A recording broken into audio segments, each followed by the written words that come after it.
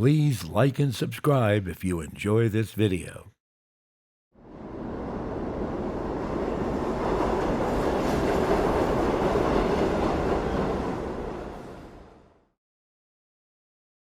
Bonanza, one of the most recognizable titles in the history of broadcast television. The series ran on the NBC television network from 1959 to 1973. Everyone remembers the Cartwrights on their ranch, the Ponderosa. Bonanza was also known for something else, the map, the burning map of the Ponderosa that opened up every show. This is the story of that map and how it came to be.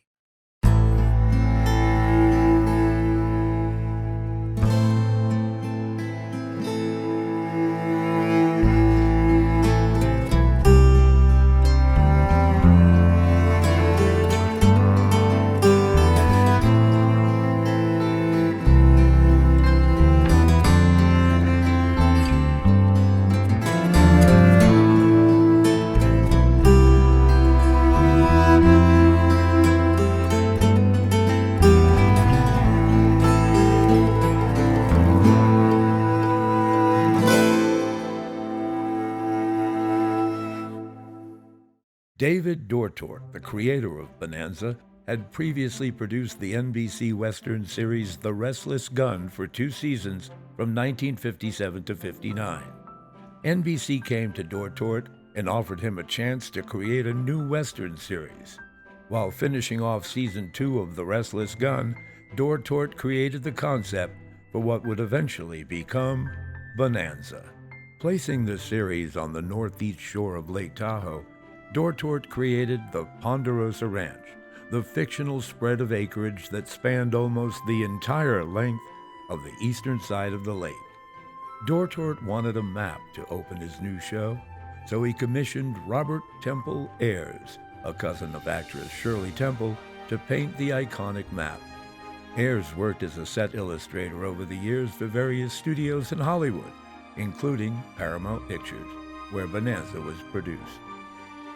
Creating the map to illustrate the Ponderosa in Nevada, as it was officially called, Ayres used the style of many of the maps illustrated in the 19th century. The map was painted for the most part in gouache, an opaque watercolor-type paint which is usually used with heavy paper. Ayres used the geography of the Nevada side as a guide, using the locations of Virginia City, Reno, and Carson City as highlights on the map. He also included various iconic drawings that would be associated with the Old West. For the Ponderosa, he placed a ranch house surrounded by pine trees and a solid red border to illustrate the perimeter of the ranch. On completion, Ayres presented the approximately 45 by 57-inch map to producer David Dortort, who was satisfied with the results. However, Dortort commented that the map was positioned incorrectly, that on most maps, north is at the top. Ayres had painted the map with the top facing east, presumably because it looked better on the TV screens of that time. With production starting soon, the problem was solved by Ayres adding a compass rose to the top left corner of the map. Ayres' original map differed slightly than its on-screen version, as there were slight color and texture differences, and the compass rose was made smaller. Copies were made of the map so they could be used for a variety of reasons, one being the famous opening credit burning map sequence. Over the years, there have been discussions on how that effect was accomplished. Most likely, the map was placed in an open frame on a stand in front of a motion picture camera. Several feet behind the map was a blue screen. As the map was set on fire, it began to burn away. This is where a photographic dissolve begins, and we see the blue cast from the blue screen visible during the dissolve. As we continue, the previously lensed Cartwrights in the Meadow sequence completes the dissolve and the title sequence. A framed copy of the map was hung on the wall behind Ben Cartwright's desk by art director Earl Hedrick to discreetly show the viewers how large the Ponderosa expanse actually was. It was unlikely that the original painting was actually used on set because in most of the shots, The smaller compass rose can be seen on the map, and since it would have been risky subjecting the original painting to possible studio production hazards.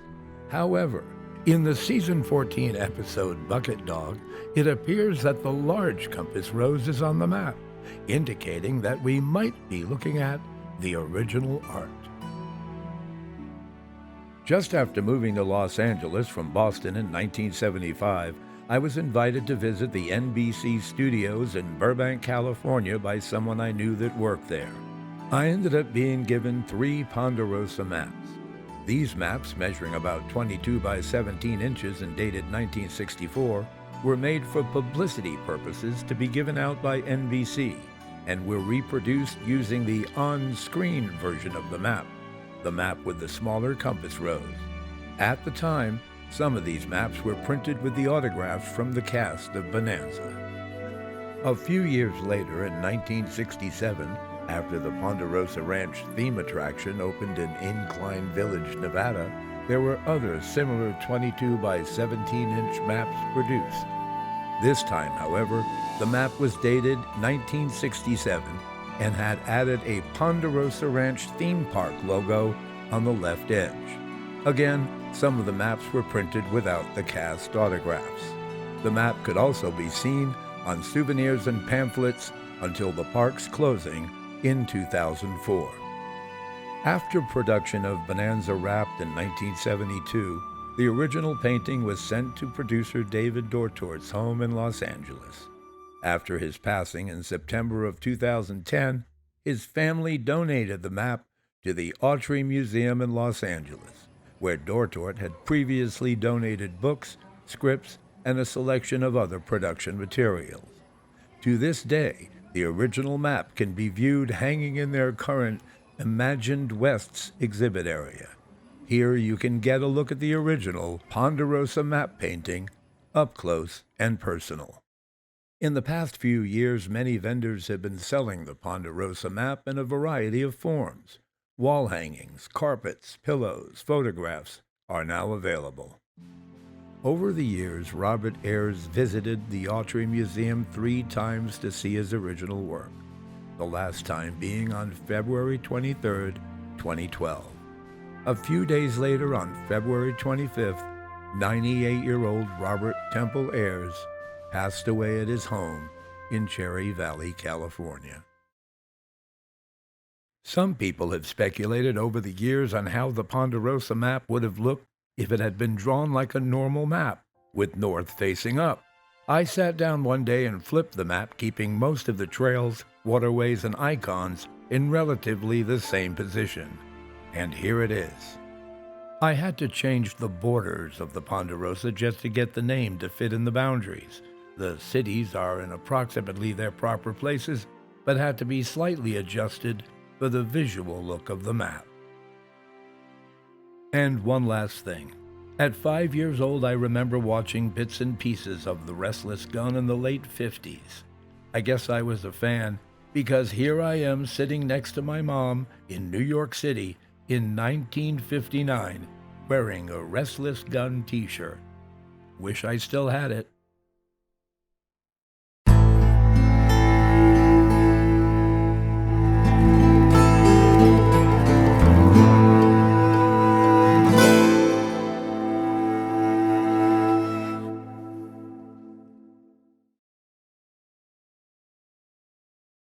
Please like and subscribe if you enjoyed this video.